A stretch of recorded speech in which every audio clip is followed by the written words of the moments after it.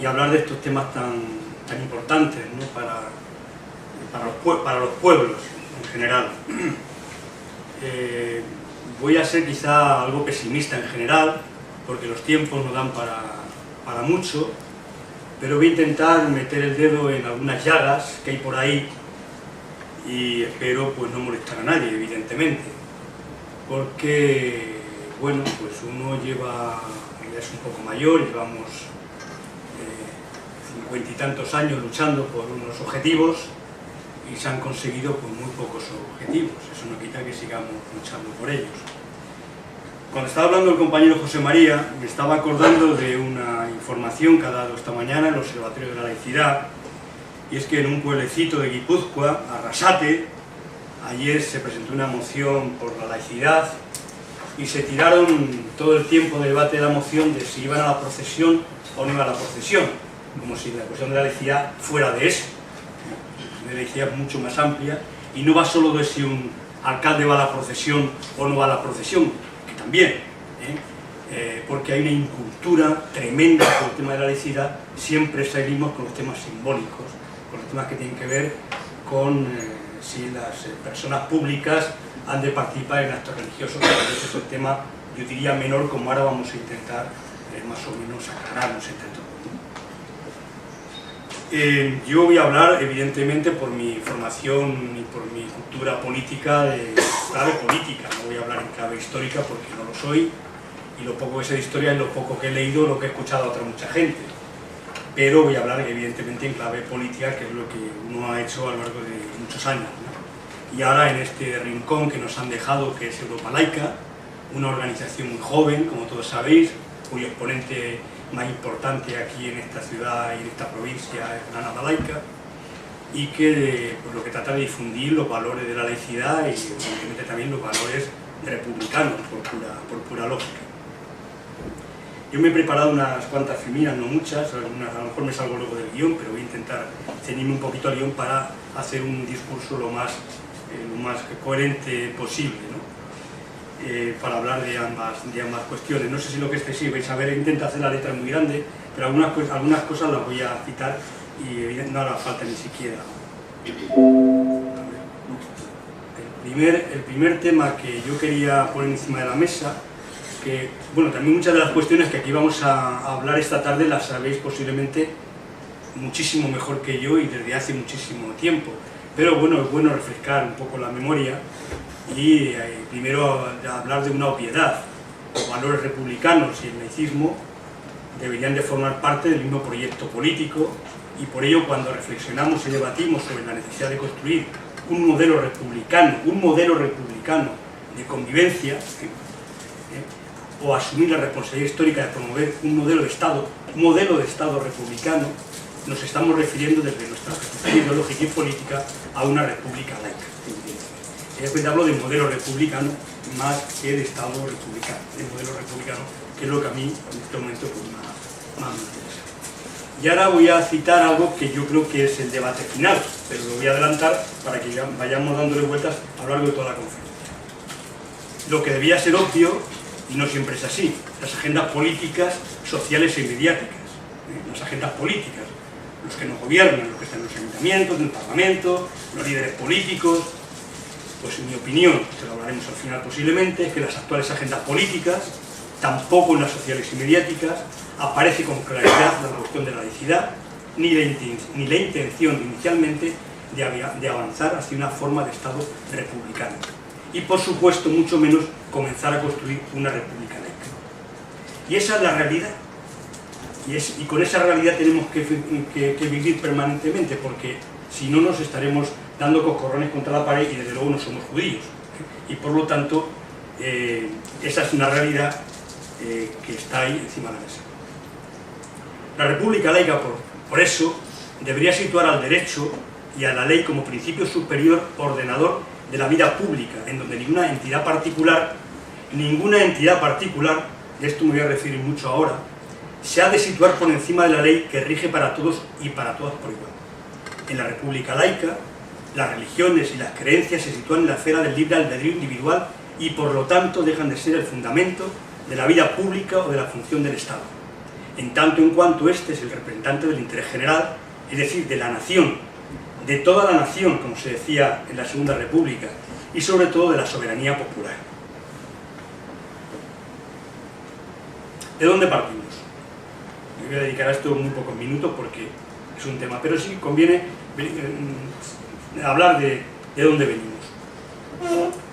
Pues es que España, el Estado español, las tierras que constituyen esta península, incluida Portugal, desde el Tercer Concilio de Toledo, hace ya 1000 y pico de años, quedó sellada la unidad espiritual cristiana en España, hasta hoy, prácticamente hasta hoy.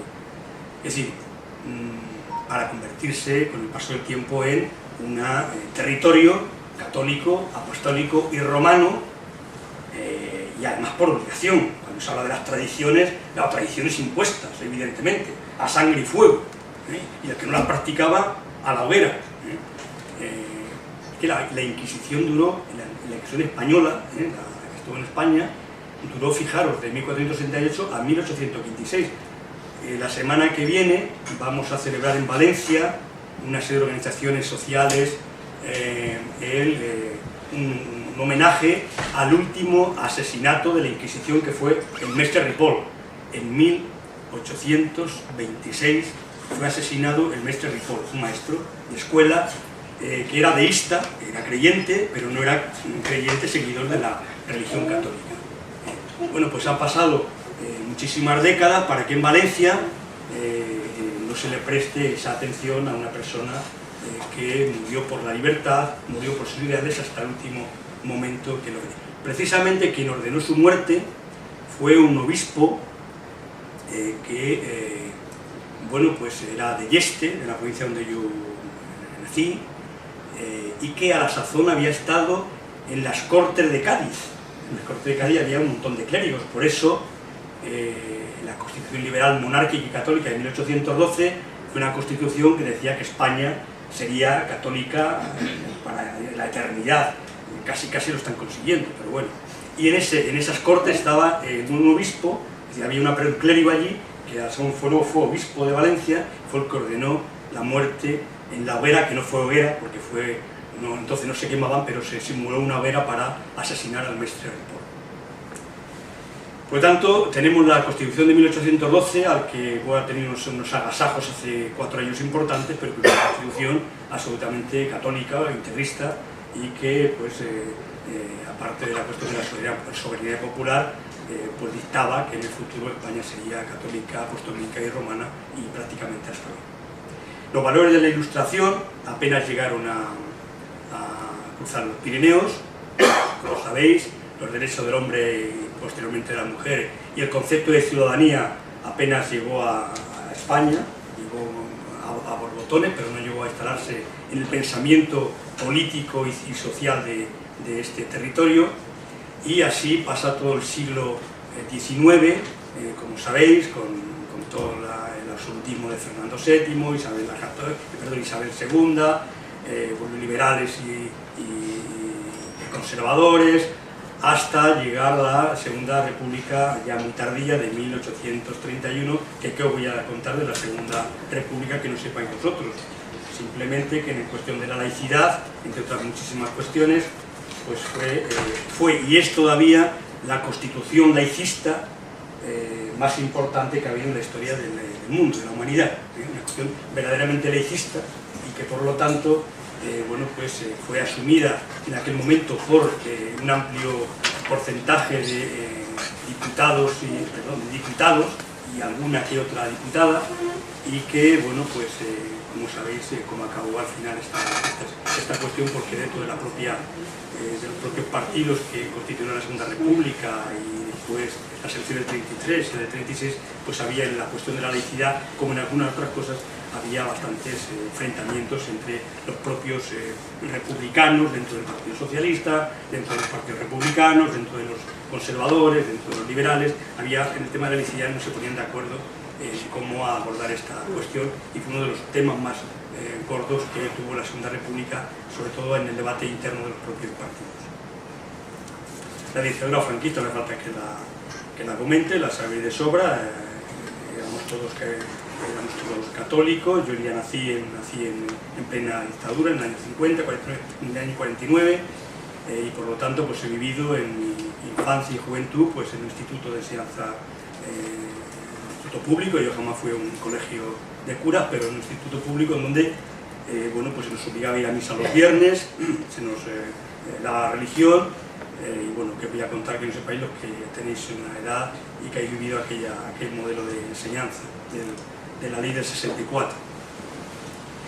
La transición, bueno, pues ahí en los años 70 hay un cierto, bueno, parece que todo va a cambiar, que la dictadura se va a morir en su cama y que vamos a avanzar hacia un proceso democrático en donde pues van a aparecer las libertades y se van a conseguir cuestiones que hasta ahora estaban prácticamente escondidas, ¿no? Anuladas.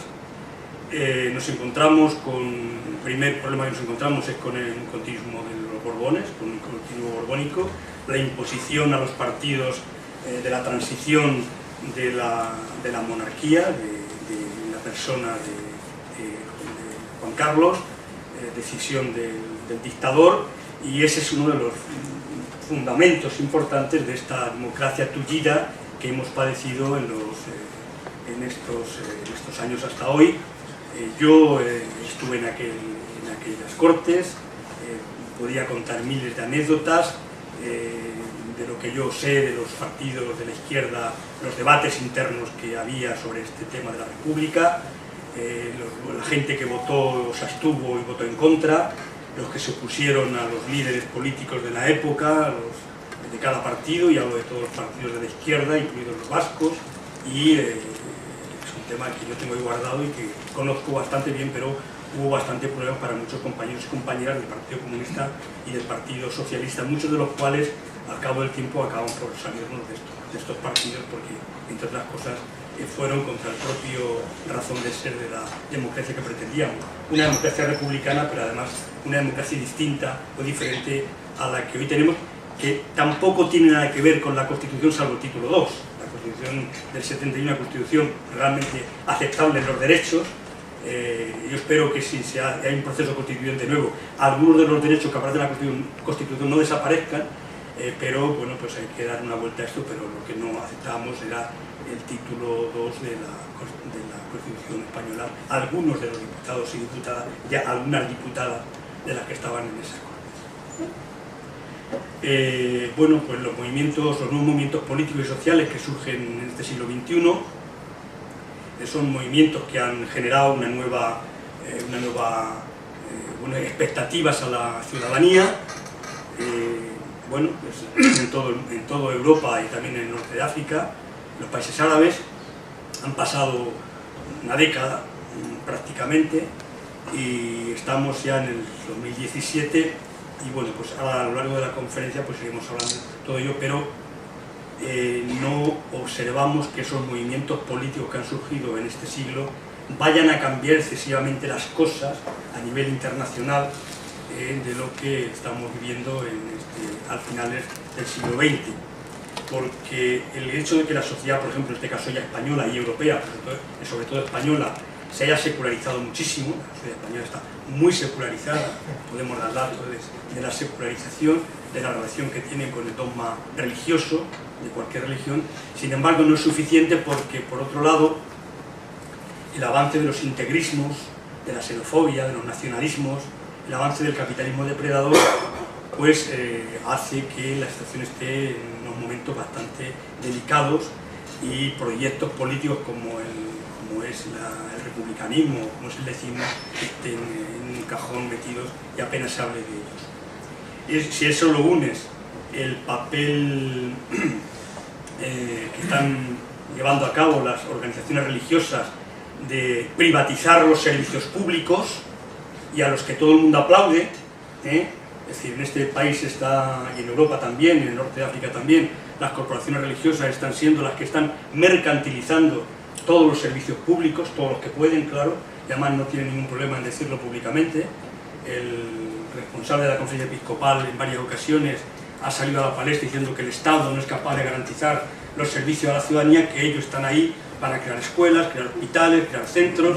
Ahí está el ultraconservador Padre Ángel, que está creando un emporio mercantil enorme para atender a los más desfavorecidos, y mientras tanto en los ayuntamientos los servicios comunitarios se están desmantelando a pasos gigantes.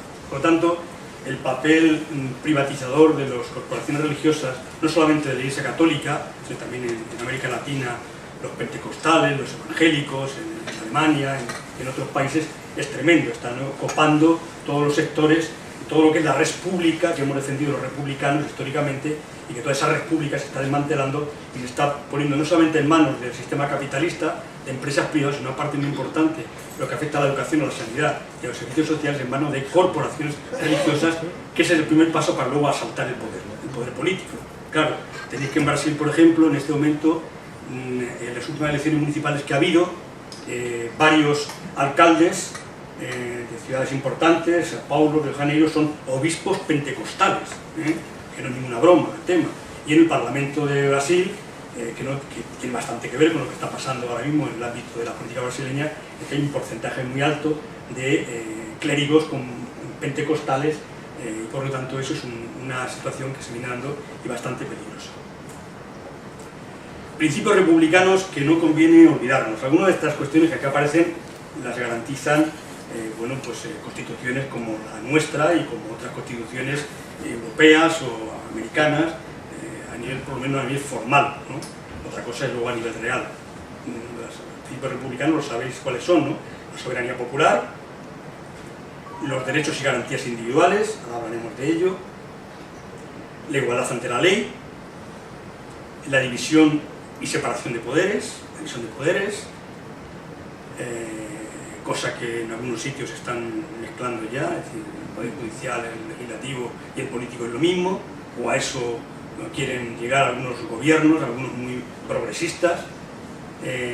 La periodicidad de mandatos, la norma lo garantiza, por lo tanto no aceptamos las monarquías hereditarias, o regímenes similares, porque en algunos sitios son repúblicas, pues hay regímenes que también son semi-hereditarios, en favor de personas, de familiares, de Nicaragua, evidentemente la laicidad de las instituciones del Estado, es un principio republicano, la instrucción pública y laica, es otro principio republicano, la publicidad de los actos de gobierno, eso sí que es un principio republicano importantísimo que no se está dando con aquello de los secretos de Estado, y otras muchas cosas, no se está publicitando los actos que hace el gobierno, y nos enteramos años después de las tropelías que se cometen por parte de los gobiernos, sobre todo de los gobiernos de los estados o de las comunidades autónomas. La responsabilidad pública de políticos y funcionarios públicos, un tema que se ha perdido. En estos momentos, esa responsabilidad pública de políticos y funcionarios públicos es uno de los principios más importantes de la República, y es un tema que en este momento está muy a la baja y que apenas se atiende a ello. Y por último, en una república o un modelo republicano de Estado tiene que velar por el interés general, tiene que potenciar la res pública, tiene que potenciar la igualdad frente al mercantilismo y a lo privado, que solo beneficia a un determinado número de personas. Y también en algunas ocasiones lo que hace es que beneficia a potenciales ideológicos que lo que pretenden es hacerse cargo de la sanidad, la educación y los servicios sociales para difundir ideología, además de ganar dinero, claro.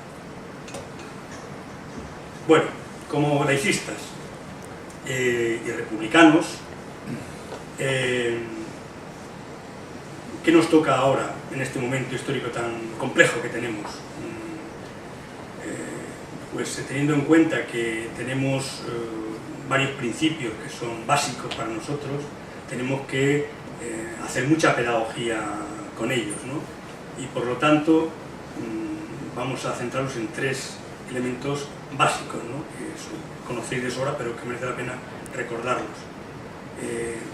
Las organizaciones laicistas, y las que están alrededor del laicismo, también las organizaciones republicanas, los principios que conforman la laicidad serían tres: la libertad de conciencia, el derecho a la libertad de conciencia de cada persona, a título individual. Eso es fundamental, que una persona se sienta libre de conciencia y que no se ataque la libertad de conciencia otras personas. Ahora hablaremos de cómo se está vulnerando la libertad de conciencia en este país con ejemplos muy concretos. Luego, la igualdad y la justicia social, es otro de los principios básicos de la laicidad, libertad de conciencia, igualdad y justicia social, y en tercer lugar sería la neutralidad y separación del Estado, de las religiones y de otras formas ideológicas. Estos serían los tres grandes principios que el laicismo tiene que defender y tiene que propagar, tiene que fomentar y tiene que hacer pedagogía de ellos. Derecho a la libertad de conciencia en el siglo XXI. Pues el derecho a la libertad de conciencia en el siglo XXI se asemeja mucho a la época de la Ilustración y a esa defensa que hacemos de valores que son importantes para el ser humano. El derecho a la libertad de pensamiento, de conciencia y de expresión de cada persona es uno de los principios básicos del laicismo. Sin eso es muy difícil avanzar en el laicismo. Que cada persona ha de sentirse libre para tener o practicar la opción espiritual o religiosa que desee y para mantener una actitud disidente de la religión o sustentar una convicción de indiferencia agnóstica, atea o de libre pensamiento. No se puede ni se debe permitir que haya presos de conciencia, personas presas de conciencia. Ha de ser libre una persona para cambiar de opción espiritual cuando y como lo desee, sin traba alguna. Las personas tienen derecho a practicar y a no declarar sus convicciones si lo desean, tema importante porque se está vulnerando este principio en muchos países europeos, ahora contaremos algunos casos. Sí, se le obliga a la gente a declarar cuál es su convicción o cuál es su religión. Alemania, por ejemplo. El derecho que debe garantizar la libre conciencia en ningún caso puede generar un privilegio o estigmatización social, jurídica o política. Es decir, el hecho de que se garantice la libre conciencia no significa que pueda generar ningún tipo de privilegio o estigmatización social, jurídica o política. Algo que nosotros venimos diciendo ya, digo los laicistas en general, ¿no? En general, la persona es la única titular de la libertad de conciencia que debe ser protegida y fomentada por el ordenamiento jurídico, es decir, por el Estado. La Constitución española hace una pirueta en el 16.1 cuando proclama la conciencia colectiva. Las personas pueden tener afinidades colectivas, pero no conciencia colectiva. Esa es una cuestión que viene de otras épocas y se confunde lo que es la afinidad colectiva, el poder hacer algo juntos, el poder tener una afinidad en un partido, en un deporte, a lo que es la conciencia. La conciencia solamente lo tiene la persona y por tanto no puede haber conciencia colectiva. ¿Por qué lo dice la Constitución del 16.1?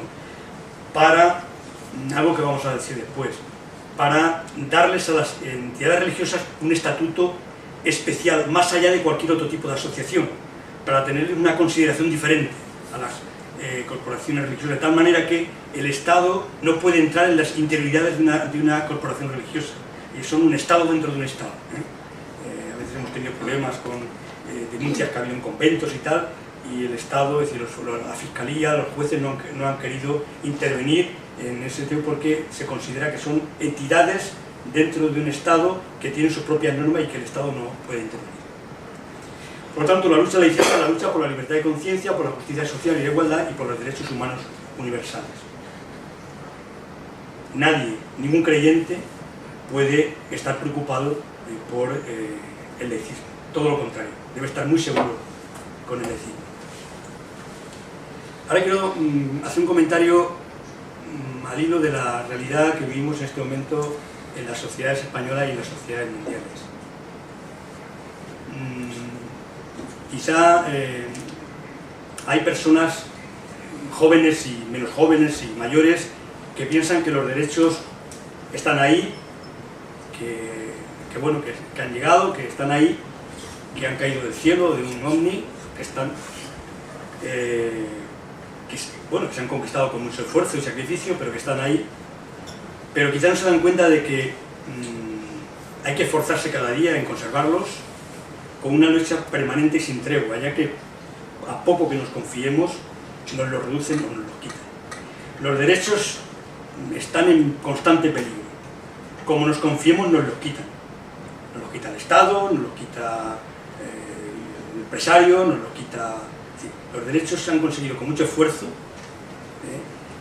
a lo largo de muchas décadas y no son permanentes si no luchamos por ellos. Y además, algo que decimos, hay que conquistar nuevos derechos. No todos los derechos se han conquistado, hay que conquistar nuevos derechos, hay que luchar por los que tenemos pero conquistar nuevos derechos a los que todavía no hemos conseguido llegar. La sociedad de este inicio del siglo XXI está amodorrada, por eso he sacado este tema. Está quizá anestesiada y ello comporta el principal peligro para conservar lo conquistado y luchar por nuevos derechos. Hay un cierto amodorramiento, un cierto anestesiamiento, un cierto miedo, ¿no? Y por lo tanto esto hay que vencerlo, porque nuestra obligación es luchar por esta y por las futuras generaciones, y así podremos luchar por un proyecto político, laicista, ecológico y republicano. Si no, bueno, pues no vamos a ninguna parte. Vulneración de la libertad de conciencia. He cogido aquí unas cuantas, para que veáis cómo se está vulnerando la libertad de conciencia en España y en otros sitios del mundo, pero es una vulneración constante de la libertad de conciencia, que no nos demos cuenta. La primera vulneración de la libertad de conciencia que se hace en España está en los niños. Los niños y niñas que se adoctrina en una determinada religión o ideología, en el ámbito familiar, en el ámbito de la enseñanza y también en el ámbito de la comunidad. Comunidades cerradas, en donde a los niños que desde que nacen se les introduce una determinada religión o una determinada forma de pensar, una determinada ideología, en aquello de que los padres son los dueños de sus hijos. No, los padres no son los dueños de sus hijos, que es algo que las sociedades liberales o las sociedades conservadoras pues vienen diciendo, y incluso los mayores debates, cuando hicimos la Carta Europea por la Laicidad y la Libertad de Conciencia, la llevamos al Parlamento Europeo, que creo que son 12 principios, llevamos al Parlamento Europeo, lo dimos a conocer, que no era nada nuevo, sino era simplemente recordar a los gobiernos la Declaración Universal de los Derechos Humanos de 1948, nada más y nada menos, y las distintas convenciones de la infancia que los distintos estados han ido firmando. Convención de la Infancia Europea, era recordar eso, nada más ni nada menos. Bueno, pues el punto que más controversia tuvo a nivel interno y luego a nivel externo, precisamente era que cuál era el papel de los padres entonces a la hora de educar a sus hijos. De alguna manera tienen que ser educados por sus padres como sus padres quieran. Pues ahí se están vulnerando muchas veces, muchas familias están vulnerando la libertad de conciencia de esos niños al intentar introducirlos en una determinada religión o en una determinada forma de pensar. Los niños nacen libres en conciencia y son ellos los que, su libre albedrío en un momento determinado, guiarán sus pasos por donde ellos consideren más oportuno. Eso no significa que no se educa a los niños, hay que educarles en valores cívicos, en valores importantes, pero no introducirlos en una determinada ideología o una determinada religión. Otra cuestión que se vulnera la libertad de conciencia es el sistema social que tenemos, que es absolutamente patriarcal, y que no voy a extenderme en este tema, lo sabéis perfectamente, pero en la sociedad en la que vivimos hay muchísimas mujeres que son presas de conciencia, y que por lo tanto el sistema patriarcal hay que vencerlo, hay que darle la vuelta a esto, porque sigue habiendo muchísimas mujeres en distintos ámbitos que están siendo presas de conciencia, en el ámbito familiar, en el ámbito de las migraciones, y por lo tanto el sistema patriarcal hay que vencerlo como sea, poco a poco. Otra cuestión donde se vulnera la libertad de conciencia es en la cuestión del final de la vida, que se le ponen muchas trabas a una persona cuando decide poner fin a su vida como él desee y quiera, y se ponen muchísimas trabas, y se penaliza a quien ayude, se penaliza a los doctores que en un momento determinado ayudan a que sea más fácil el final de la vida, pues eso está en el Código Penal, y por lo tanto eso es un derecho que cada ser humano tiene que simplemente por una cuestión, porque viene de la configuración religiosa de la sociedad, en donde la vida te la da Dios y quien te la quita es Dios. Por lo tanto, ese es el principal problema a la hora de abordar el Código Penal y eliminar del Código Penal la condena por ayudar a morir dignamente. Otra vulneración de la libertad de conciencia que se da sobre todo en el ámbito... En España hemos avanzado bastante en cuanto al derecho a la identidad y diversidad sexual, se ha avanzado bastante en algunas normas, leyes, ya se visibiliza, en las últimas décadas se visibiliza sin ningún tipo de problema, pero todavía en algunos ámbitos, sobre todo en los colegios, a los niños que tienen una sexualidad diferente, distinta, son los que más están sufriendo bullying, y ni los equipos directivos ni los departamentos están haciendo casi nada por este tema, y está habiendo muchos chicos que están vulnerando su libertad en depresión, sobre todo en el ámbito. Muchas situaciones de bullying vienen en consecuencia de esta situación. Por lo tanto, es un tema que tendríamos que solventar en el ámbito escolar fundamentalmente. Lo que antes comentaba de la obligación administrativa a declarar tus convicciones es que en España, afortunadamente, salvo en la declaración de la renta o cuando vas a decir que si tu hijo va a clase de religión o no, que bueno, se puede considerar que si se vulnera tu intimidad o tu libertad de conciencia, pero en general nadie te pregunta qué religión tiene o no tiene, ¿no? Tú lo dices o no lo dices, lo expresas o no lo expresas, pero libremente. Hay países, como el caso de Alemania y otros, muchos otros, en donde cuando tú te empadronas tienes que decir a qué religión perteneces. Bueno, en el caso de Bosnia-Herzegovina, que para votar tienes que ser de una religión. Tiene que ser los ateos, no en Bosnia-Herzegovina. Tiene que ser protestante, tiene que ser católico, tiene que ser cristiano ortodoxo. En Alemania, cuando vas a empadronarte, tienes que decir si eres de una religión o eres ateo, eres agnóstico, porque allí se les financia las religiones vía los impuestos de la gente que declara que es una determinada religión. Y entonces tienen que declararlo. Es más, si tú declaras que una cosa y luego es otra, te ponen una multa. Hay muchos chicos españoles que se han ido a ir a Alemania, que cuando les han preguntado han dicho que no tienen religión, que eran ateos, que eran agnósticos, y los obispados alemanes han preguntado a España y han visto que estos chicos estaban bautizados y les han multado en el ayuntamiento porque eran chicos bautizados y por lo tanto sí que tenían religión católica. Por lo tanto, es una vulneración flagrante de la declaración de convicciones. España lo protege el artículo 16.2 de la Constitución. Esperemos que una nueva Constitución no nos quiten eso, porque todo podría ser, que nos quitaran eso. Por eso digo que cuando se elabora una nueva Constitución, a ver, hay que estar muy atentos, ¿no?, a lo que nos pone y nos quita. Y luego, otro de los elementos que sí que es, este sí es sangrante, la privatización de los servicios sociales cedidos a organizaciones religiosas, el tema de pobreza, el tema de ancianos, personas de desamparo, dependencia, sanidad, jóvenes. Cada vez hay más centros religiosos a donde van personas mayores, personas desamparadas, jóvenes, en manos de organizaciones religiosas, y les obligan evidentemente a practicar esa determinada religión.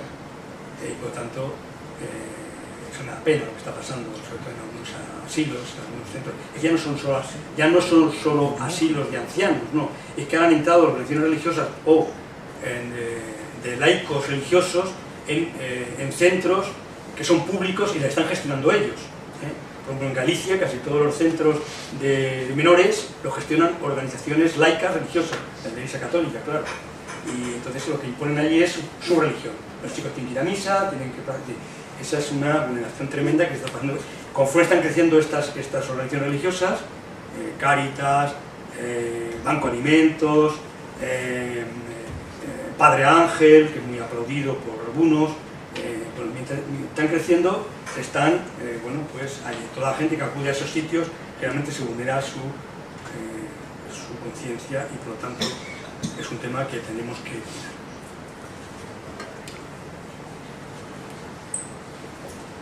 Bueno, a ver si te voy terminando. Para recordar las leyes, normas y acuerdos y actuaciones políticas que dificultan la libertad de conciencia y otros derechos constitucionales como la justicia social y el principio de equidad, pues tendríamos algunas, que son aquellas que desde Europa laica queremos atacar, queremos cambiar, queremos modificar. De hecho, la semana pasada, el día 23, llevamos al Parlamento de nuevo una serie de iniciativas legislativas dirigida a la mesa, dirigida a la Comisión de Peticiones, porque es por Constitución, hay que dirigir a la Comisión de Peticiones, que ahora preside el que era ministro del Interior, por cierto, pero sobre todo iba dirigidas a los grupos parlamentarios.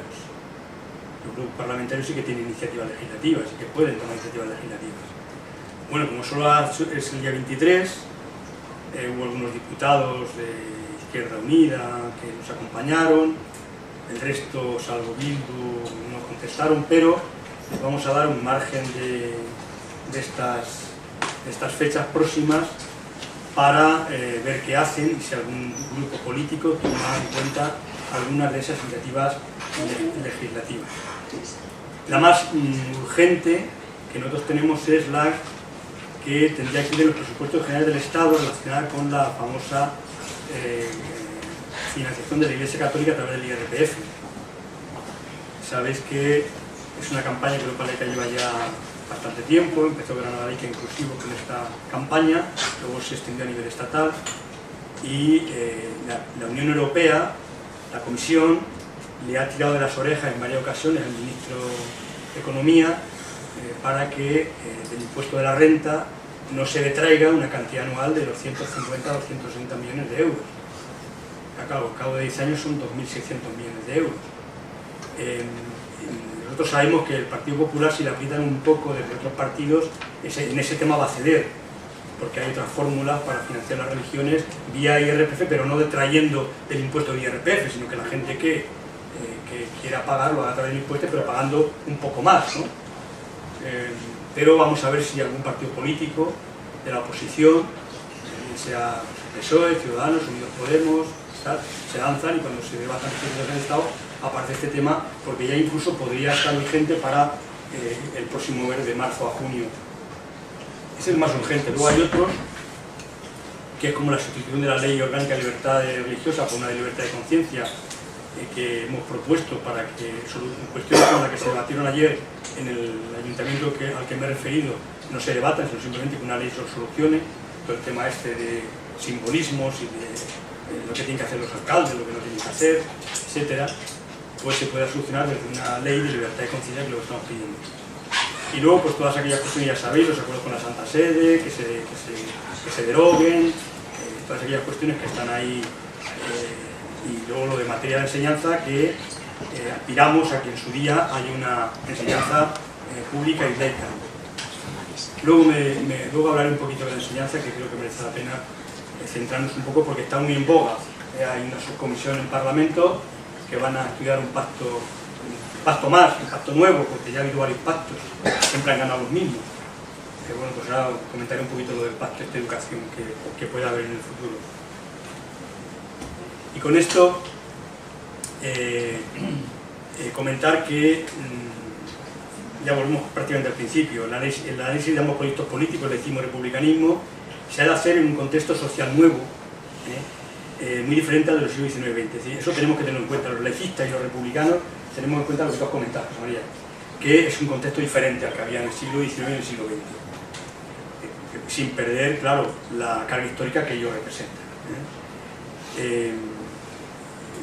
Y sobre todo en un momento internacional muy complejo, muy difícil, que hace falta que comente. Es decir, la situación internacional en este momento, fijaros que en Francia posiblemente la presidencia de la República se la discuten el señor Fillon y la señora Le Pen.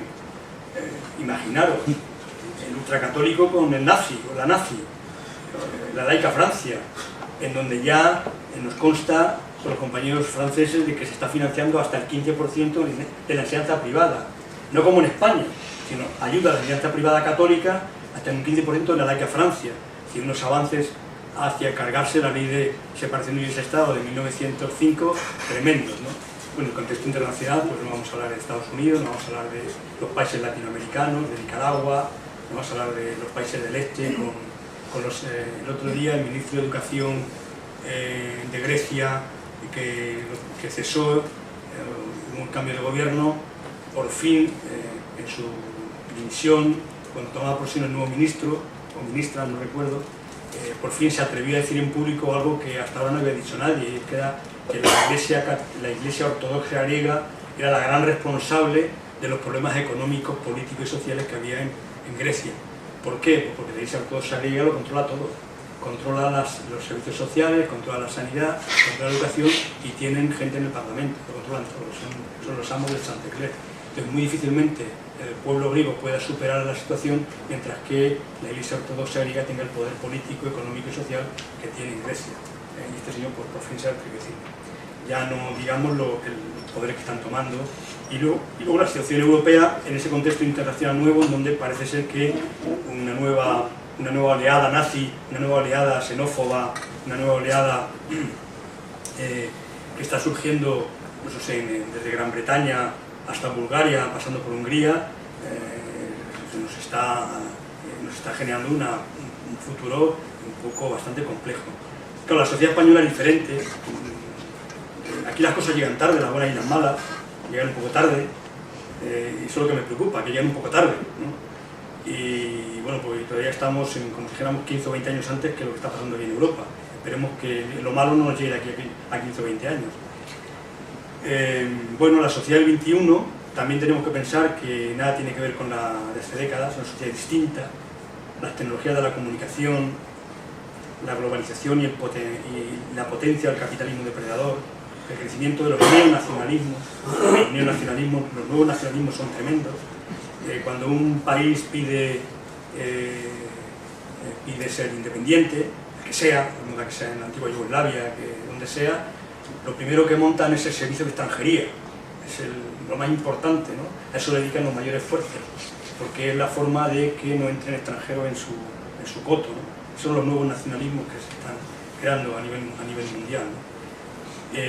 Las nuevas formas de expresión y poder de las corporaciones religiosas se han transformado, están utilizando todos los nuevos medios tecnológicos a tope, y lo que están utilizando sobre todo es en esa nueva situación de los estados de privatizarlo todo lo que puedan, pues hayan encontrado las corporaciones religiosas un espacio magnífico para poder expandirse, ¿no? Y entonces, bueno, pues ellos se convierten en empresas, no ya tanto con clérigos, pero sí con personas, ya veis, con personas laicas, ¿no? Con seglares, ¿no?